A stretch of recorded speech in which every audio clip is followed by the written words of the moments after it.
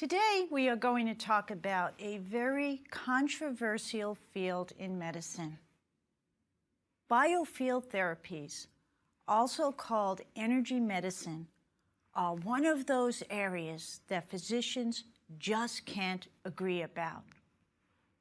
Why is it so controversial? I believe it's because we don't yet have a state-of-the-art technology capable of measuring the body's biofield. But as you will see in a few minutes, almost every global healing tradition uses biofield medicine in some form. And as a holistic integrative physician, I have learned from experience that it is really important to keep an open mind. The best place for me to begin this discussion is with my own story. In the 90s, when I was in the cardiac catheterization lab placing stents, I got really sick.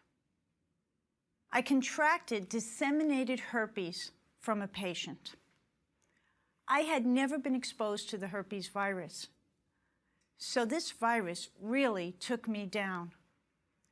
And we have talked about resiliency, so I bet you can guess that my resiliency in the 90s, with no yoga and meditation in my life and a crazy on-call schedule, didn't help the situation.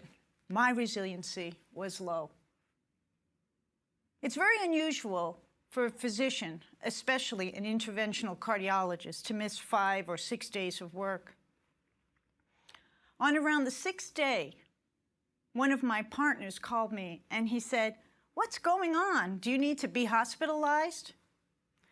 And I told him that I had sores all over my mouth, my glands were out, my neck looked double the size. And immediately he suggested I go into the hospital for IV medication. Now, you can imagine a physician going into your own hospital where you know all the nurses, you know all the staff. Not a great situation. I got a second phone call, and that was from my nurse, Rowney. She was running the heart program with me at the time. And she said, "I have this technique that I do called healing touch. Let me come over and give you a treatment." And I remember exactly what I said to her. I said, "You can do it as long as it doesn't involve a lot of needles. I don't mind." She came to my home. I was placed on a massage table, and 2 hours went by. I don't remember what transpired, but I can tell you this. When she finished the treatment, I was able to get up, get dressed, and even the next day, I went to work. So I thought to myself, whatever this treatment is, if it's as good for me as it seems to be, I want this treatment, healing touch, available for my patients. So I went on a journey. And it was a journey to understand everything about biofield or energy medicine. Now, biofield medicine is also called vibrational medicine. Why is it called vibrational medicine? Because it is believed that in the living body, each electron, atom, chemical, and molecule, every organ has a vibratory frequency, as does our body as a whole. So energy medicine seeks to understand this frequency, if you might, this vibratory energy, and to interact with this energy in some way to facilitate healing.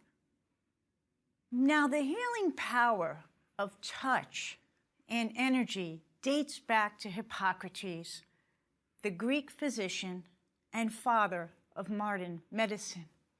Hippocrates noted, and I quote, that a force flowed from people's hands. Equally as wise as Hippocrates, Pythagoras in Greece referred to the biofield as, and again I quote, vital energy, perceived as a luminous body that could produce cures. I have to tell you that I really think Pythagoras and Hippocrates were right.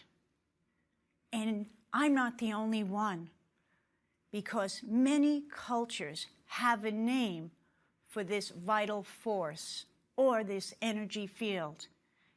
And I bet you have heard many of these names. In China, it's called qi.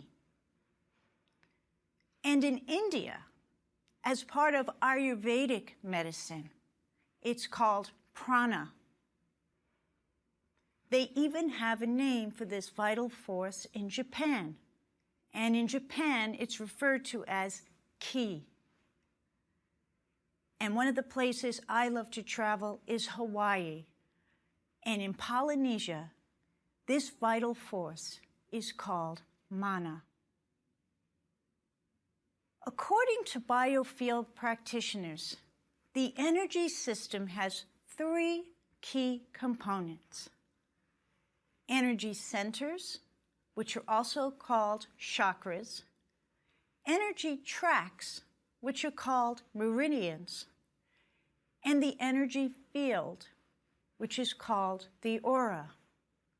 Now, the aura surrounds the entire body. And biofield practitioners believe that when we look at pictures of saints and we see halos, that's actually an aura. The energy tracks run all along the body, up and down the arms, the legs, the entire course of the body. And as you will see in a few minutes, these energy tracks are where acupuncturists place their needles. Let's spend a minute on the concept of energy centers or chakras. There are 7 major chakras in the body. They begin at the base of the spine. So the first chakra is at the spine's base. We call this the root chakra. The second chakra is right below the umbilicus in what we call the Tantien. The third is right at the solar plexus. The fourth is the heart. The fifth at the throat. The sixth is in the center of the forehead, and this is called the third eye. And the seventh sits at the crown, at the top of the head.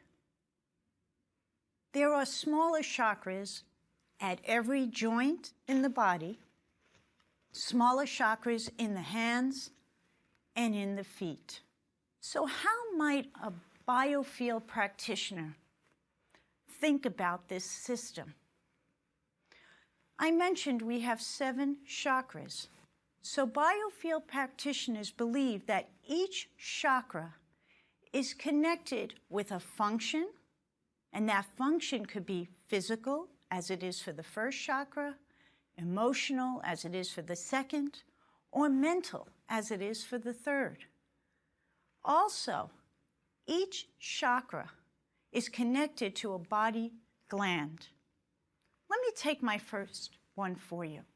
My favorite chakra, of course, you guessed it, it's the heart. So let's go to the heart chakra. The function of the heart chakra for biofield practitioners is the concept of love and forgiveness. So when people have illnesses related to the heart chakra, it usually is related to love, loss, and forgiveness. Now, you know I'm a cardiologist. So what organ is sitting right here? The heart. And we use expressions all the time. like he died of a broken heart. So it's no surprise to me that this is all connected, the heart chakra and love. And I've often wondered, does this explain why, when I have couples in my practice that have been together for 60 or 65 years, when one dies, we frequently see the other one die within the next 6 months, even if they don't have a medical problem. And this has been well proven in the medical literature. Let me give you a second example. The fifth chakra sits at the throat. Well, there's a gland right there as well. That's called the thyroid gland. So biofield practitioners, when they see someone with a thyroid problem, they would ask a question. Are you expressing yourself? Because the throat is considered the area of expression. Or put another way, are you speaking your truth? You can probably tell that I'm really fascinated by this because I learned none of this in medical school. Yet, we see energy-based therapies coming from every global healing tradition. And what's amazing to me is they're actually being used today in the West, in hospitals and medical settings all over our country. These include techniques like healing touch, acupuncture, and qigong, which come from traditional Chinese medicine. Homeopathy in and of itself is a global healing tradition. And it's a global healing tradition that's based on energy medicine principles. We talked a bit about yoga. Yoga is an integral part of Ayurvedic medicine, and this is the global healing tradition that comes from India. So let's begin with acupuncture. Acupuncture is well over 2,500 years old. As I mentioned, it is a key component of traditional Chinese medicine. But traditional Chinese medicine is more than just acupuncture. Traditional Chinese medicine has a philosophy, it has herbs and so on. But acupuncture is based on important energy concepts, most notably the concept of yin and yang. I'm sure you've heard this. Yin and yang explores the important coexistence and necessary balance of opposites, not only in the universe, but within each individual. Let me give you an example. Light and dark, male and female. It is about a balance of opposites. In traditional Chinese medicine, it is believed that qi circulates through the energy tracts, remember, called meridians. Now, what can happen is illness manifests as the result of a blockage or a deficiency in one of these tracts. Acupuncture techniques attempt to maintain balance, to restore the balance back and reduce the illness by restoring the flow of the qi through the manipulation of acupuncture points and meridians. And sometimes it's counterintuitive. For example, I remember I had back spasm, and I went to an acupuncturist. And my back was hurting, so I expected him to put the needles in my back. But he didn't. He put the needles in my legs and in my arms. And I said to him, "Explain that to me." He said, "Well, the energy tract runs right up your leg. And that's where you have the blockage. This track, and he pointed down on my leg, is connected to your back. So this is a very new concept for someone who's practicing Western medicine. In 1998, the National Institute of Health produced a consensus statement endorsing the use of acupuncture for a number of conditions. They said acupuncture treatment should be considered as adjuvant treatment for pain, all types of pain, elbow tendinitis, plantar fasciitis, one of my favorites, muscle spasm. That acupuncture could be considered for nausea, for pregnant women, nausea from surgery, nausea from chemotherapy. Should be considered for people that have high blood pressure, people that have infertility, people that have asthma, and people that have addiction. In my current practice at Scripps, I have 2 physician colleagues who practice acupuncture. So they are MDs who are formally trained to also be acupuncturists. I think of them as bridge people. We talked about that earlier on. And I have 3 licensed acupuncturists. I have a nurse who's licensed in acupuncture, and 2 other acupuncturists as well. So I have an office of acupuncturists. And you might be thinking, why would a cardiologist have an office of acupuncturists? Let me explain why. As a cardiologist, I teach my patients proper nutrition. We talked a lot about that. And I teach them, of course, to exercise. But what would they come back and say? They'd say, I can't exercise. My back hurts, my knee hurts, my foot hurts. I needed a way to relieve their pain without giving them another drug. Now, some of you may recall there was a big medicine brouhaha over a drug called Vioxx. And when that drug was on the market, we were seeing a lot of issues because if it wasn't given in the right dose or was given in too high a dose, it really caused high blood pressure and other cardiac problems. So that kind of medication is definitely not something I want in one of my heart patients.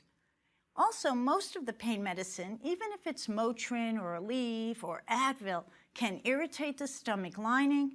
And if you have ulcers or kidney disease, we don't want you on those medicines. So I needed a different option. And for my patients, I chose acupuncture. Another aspect of traditional Chinese medicine is Tai Chi and Qigong.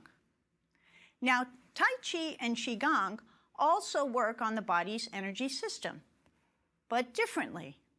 They consist of deep relaxation techniques, breathing exercise, self-massage, even acupoint stimulation.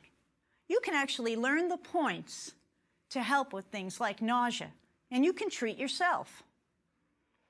You may be most familiar with the exercises that we see people doing, even sometimes right out in the parks. These gentle fluid movements, coordinated with the breath, to release both physical and emotional stress. So that's Tai Chi and Qigong. These exercises leave people feeling relaxed, yet revitalized. That's how I feel after meditation. I'm relaxed, but I'm ready to go. That's a great combination. So how do they do that? Well, according to traditional Chinese medicine, the Tai Chi and Qigong exercises promote the flow of energy through the body. Again, the energy known as Qi. Let's take a look at 2 studies on Tai Chi. The first was conducted by Taylor Piley. They conducted a study to look at whether Tai Chi improved balance, muscle strength, endurance, and flexibility in people with cardiac risk factors. So 39 adults participated.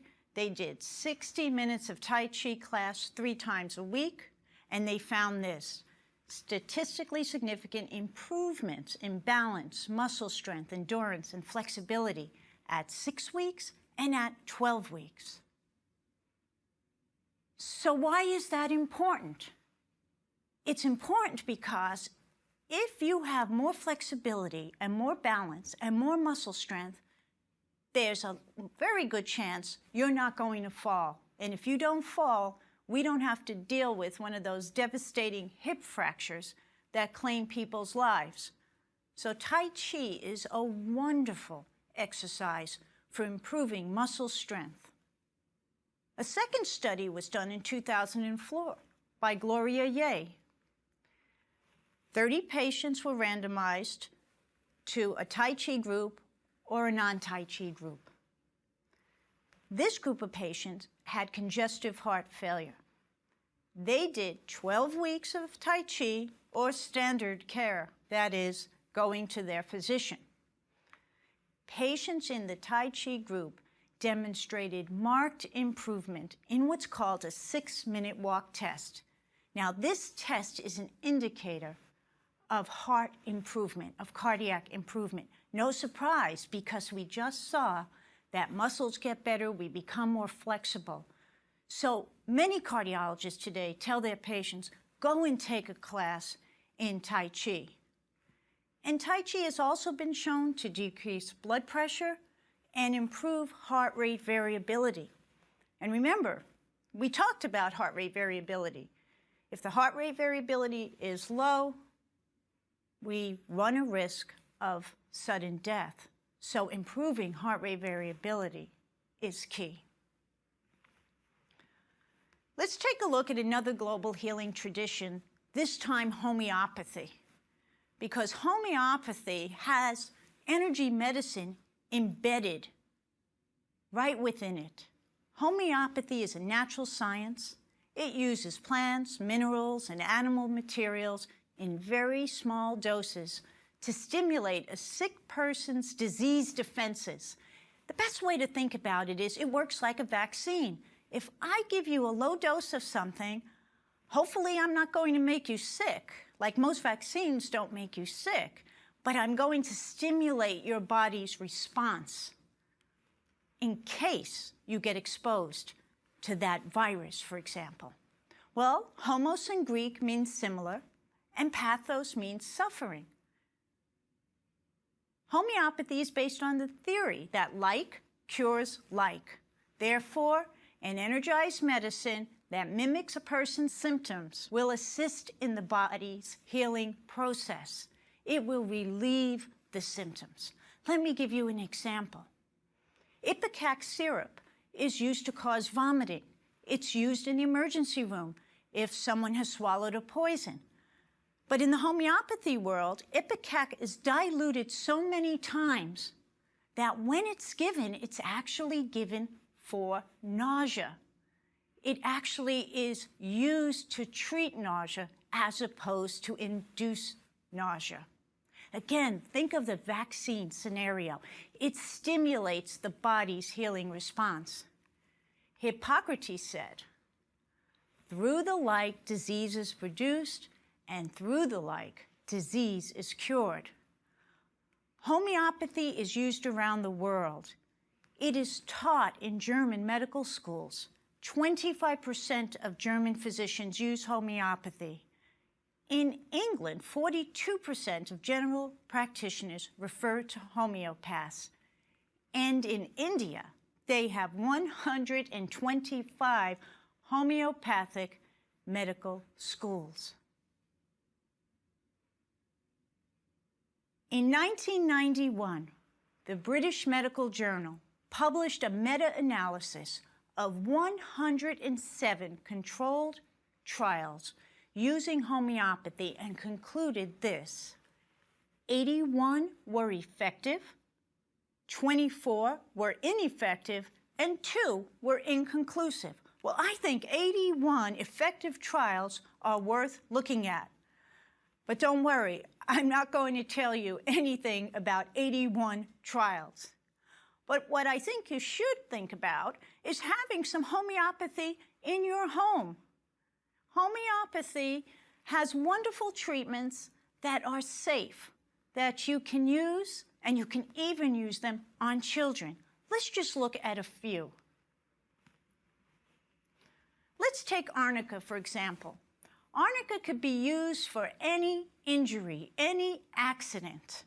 So arnica is a good one to have. I like chamomilla. This is great for children. Sounds like chamomile, right? Relaxing tea. Well, chamomilla is wonderful for children who are a little cranky, maybe from teeth pain or earaches. Rhus tox is wonderful for sunburn. And there is even a good homeopathic remedy called calculus for vertigo. All of these are over the counter, yet they are all standardized and they go through FDA approval.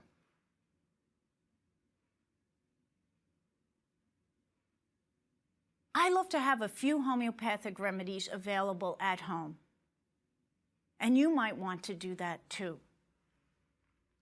Well, let's talk about a treatment now that I've been using at Scripps for many, many years. At Scripps, we have been doing an energy-based treatment called Healing Touch since 1993. Healing Touch uses touch to influence the human energy system. That's the treatment that was done on me. This is the field that surrounds the body. As with acupuncture, Healing Touch practitioners believe that disruption in the human energy system is viewed as a blockage of energy flow.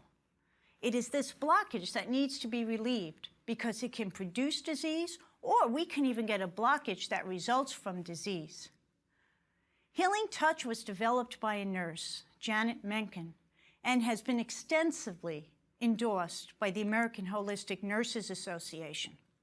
So since 1993, we have been teaching nurses at Scripps Healing Touch, and this is available in many hospitals throughout the country. In our hospital, we have a Healing Touch practitioner right on the floor. Why? Because people in the hospital have a lot of pain, they have a lot of anxiety, they have a lot of fear, and Healing Touch is a great technique to help to relieve fear, decrease pain, and decrease anxiety. We looked at Healing Touch in 200 patients before and after bypass surgery. And we found that pre-surgery, we were able to decrease a patient's anxiety. Post-surgery, we were able to decrease anxiety. People are worried about what's going to happen to them when they go home. And we were also able to show that post-surgery, we were able to decrease pain. More recently, in 2010, we conducted a study with the Camp Pendleton Marines, active Marines with a diagnosis of post-traumatic stress disorder. These Marines were randomized to a control group or a group that received Healing Touch and guided imagery. I can't give you the details of all this data because it's in press, but I will tell you this. Those Marines that were randomized to Healing Touch and guided imagery had a statistically significant reduction in their post-traumatic stress disorder symptoms. The military is looking at these techniques to help returning soldiers. So I want you to remember that everything can be assessed energetically. Have you ever walked into a room and thought, oh, I don't want to be here, this place feels uncomfortable?